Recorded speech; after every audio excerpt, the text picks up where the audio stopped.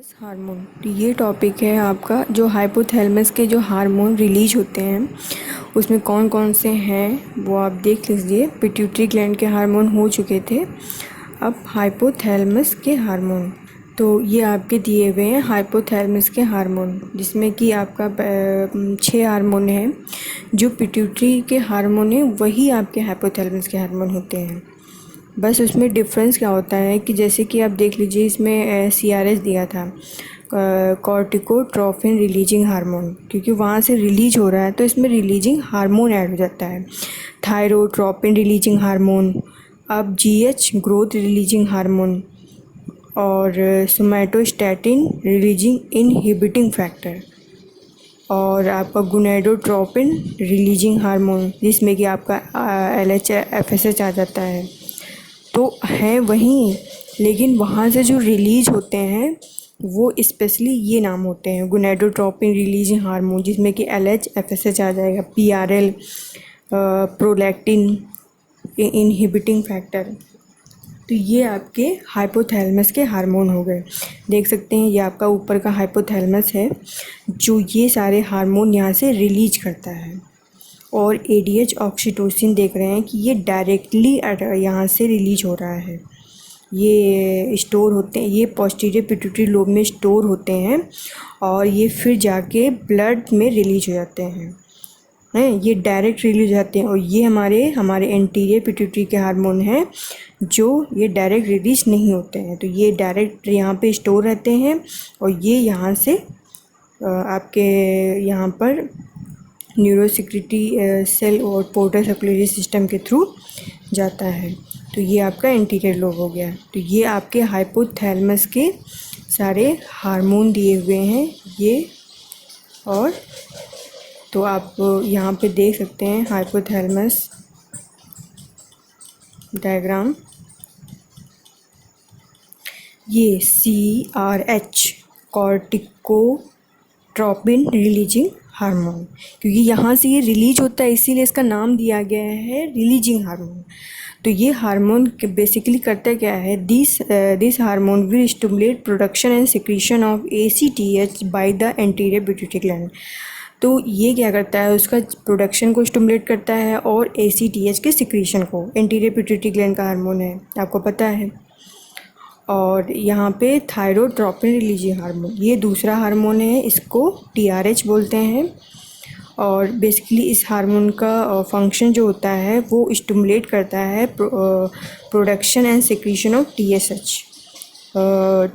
जैसे कि जितना थायराइड ग्लैंड जो होती है वहाँ से, थायराइड ग्लैंड से इस हार्मोन का सिक्रीशन को ये स्टिमुलेट करता है, जिसका प्रोडक्शन ज़्यादा हो।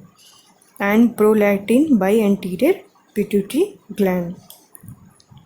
फिर आप देख सकते हैं गोनेडोट्रोपिन रिलीजिंग हार्मोन GRH, जिसमें कि LH FSH आता है। तो ये देखिए, ये स्टिमुलेट करता है कि प्रोडक्शन हो, सिक्रीशन हो FSH LH का बाय एंटीरियर पिट्यूटरी ग्लैंड।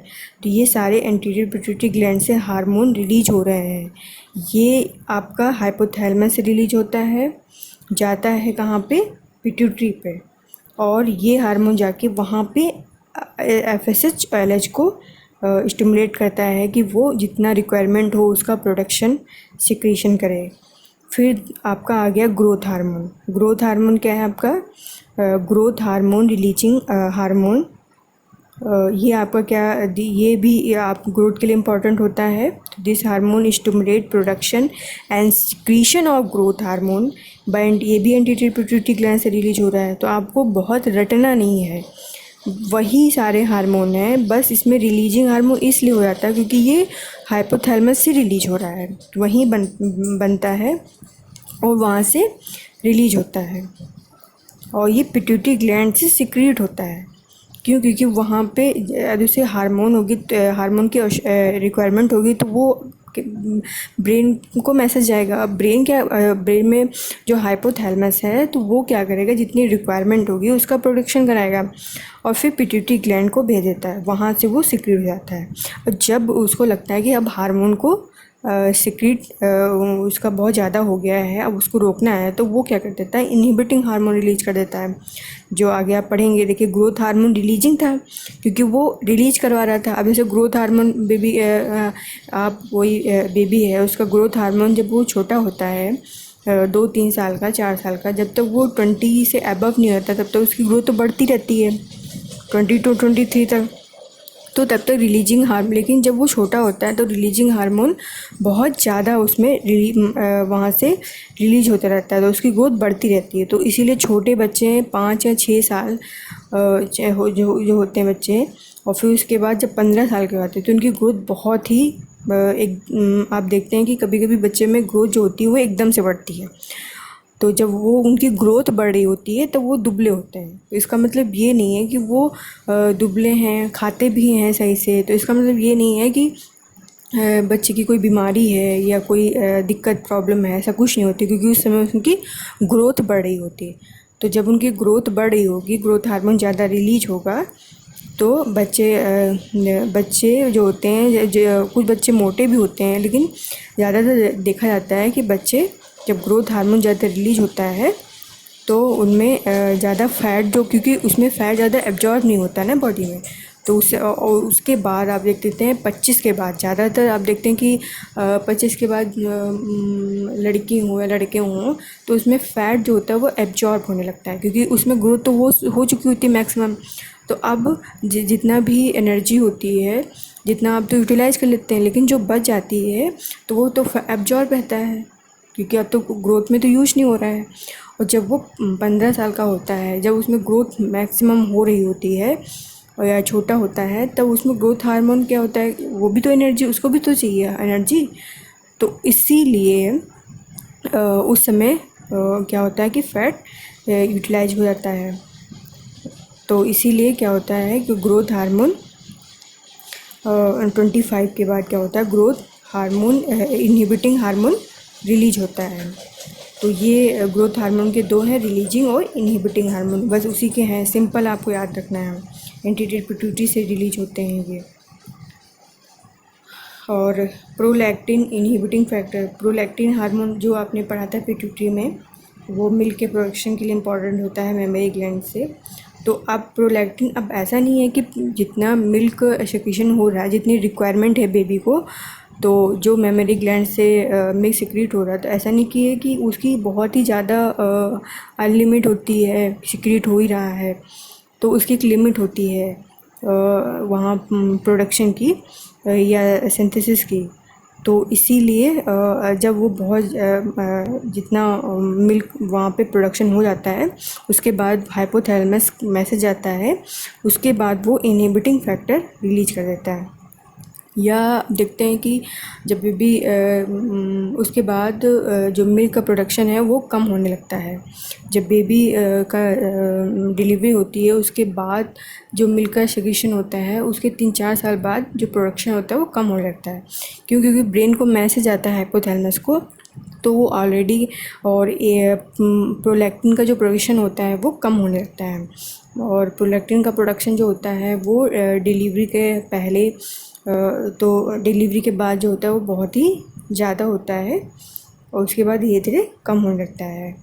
तो इसीलिए इनहिबिटिंग फैक्टर, क्योंकि उसको रोकने वाला जो रिलीज हो रहा था प्रोलैक्टिन रिलीजिंग हार्मोन, प्रोलैक्टिन जो रिलीज हो रहा था उसको इनहिबिट करने वाला वो हाइपोथैलेमस को भेजता है। This is considered to be the neurotransmitter that inhibit the production and secretion of prolactin, TSH, FSH, LH and GH by anterior pituitary gland. तो यहाँ पे न्यूरोट्रांसमीटर जो होते हैं वो क्या कर देते हैं, इसके प्रोडक्शन सिक्रीशन को इनहिबिट कर देते हैं।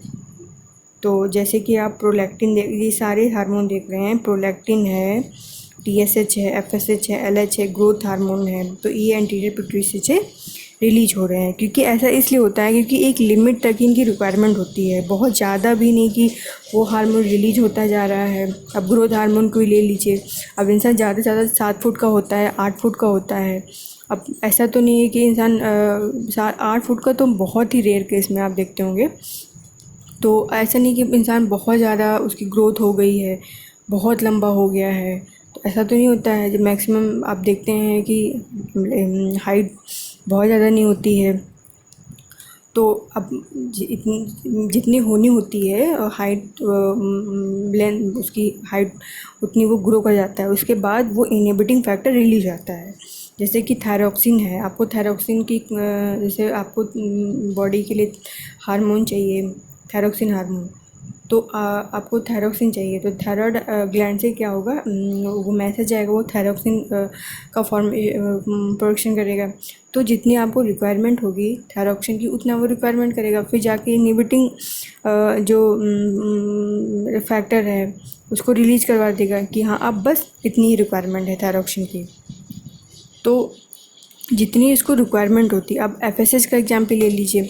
जब ओवरी की ग्रोथ करानी होती है, फॉलिकल स्टिमुलेटिंग हार्मोन बोलते हैं, तो आप ओवल्यूशन के पहले जो उस प्रोलिफरेटिव फेज आता है उसमें ओवरी की ग्रोथ करानी होती है। तो ओवरी की एक लिमिटेड ग्रोथ होती है कि वो ग्रेफेन फॉलिकल जब मैच्योर हो जाती है उसके बाद वो इनहिबिटिंग फैक्टर रिलीज कर देता है कि बस अब बहुत ग्रोथ हो गई, फॉलिकल स्टिमुलेटिंग हार्मोन। तो एक लिमिट होता है कि बस इतना रिक्वायरमेंट चाहिए। फिर वो मैसेज आता है हाइपोथैलेमस को, फिर वो हाइपोथैलेमस क्या कर देता है, हार्मोन को रिलीज, उसका प्रोडक्शन कम कर देता है। फिर एलएच हो गया। अब एलएच का काम होता है कार्पस लूटियम का मेंटेनेंस करना, वो उसका बना रहे कार्पस लूटियम। तो ऐसा नहीं है कि कार्पस लूटियम रिलीज होता जा रहा है, रिलीज होता जा रहा है, एलएच रिलीज होता जा रहा है, कार्पस लूटियम बहुत ज़्यादा बन गया है। तो ऐसा नहीं है, क्योंकि वो कार्पस लूटियम जो होता है वो या 3 या 4 महीने तक ही वो परसिस्टेंट रहता है, उसके बाद डिस्ट्रॉय हो जाता है। तो उसको, क्योंकि जब ऐसे मान लो कि कोई लेडी है प्रेग्नेंट हो गई, तो उसको 4 या 5 महीने तक प्रोजेस्टेरॉन जो होना चाहिए प्लेसेंटा फॉर्मेशन के लिए इंपॉर्टेंट होता है, तो उसे चाहिए। तो प्रोजेस्टेरॉन जो होता है वो कार्पस ल्यूटियम सिक्रेट करता है। आप सोच लो कितना लंबा प्रोसेस है। एलएच नहीं होगा तो कार्पस ल्यूटियम मेंटेन नहीं रहेगा, कार्पस ल्यूटियम नहीं मेंटेन रहेगा तो प्रोजेस्टेरॉन नहीं सिक्रेट होगा, और बेबी जो प्लासेंटा फॉर्मेशन होता है एम्ब्रियो के लिए, तो वो नहीं बनेगा। तो इसलिए एक लिमिट होती है कि तो रिलीजिंग हार्मोन रिलीज होता है एलएच, उसके बाद वो इनहिबिट धीरे धीरे कम होता जाता है। तो वो इनहिबिट हार्मोन हाइपोथैलेमस से सिक्रेट होता है।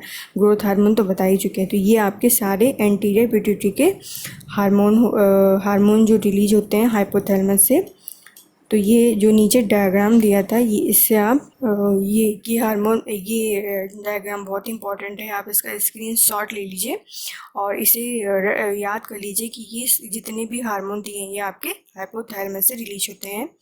तो इसमें से जितने रिलीजिंग हार्मोन होते हैं और इनहिबिट फैक्टर होते हैं जो इसको इनहिबिट करते हैं।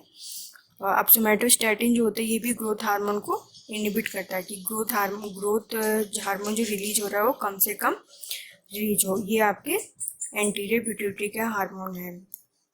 तो बेसिकली ये इतने हाइपोथैलेमस के हार्मोन हो गए, आपके एंटीरियर पिट्यूटरी के हो गए और पोस्टीरियर पिट्यूटरी के हो गए। तो ये आपके सारे हार्मोन हो गए हैं। तो आई होप मेरा वीडियो आपको पसंद आया होगा। Thank you for watching my video. Hi, please subscribe to my channel and hit the bell icon.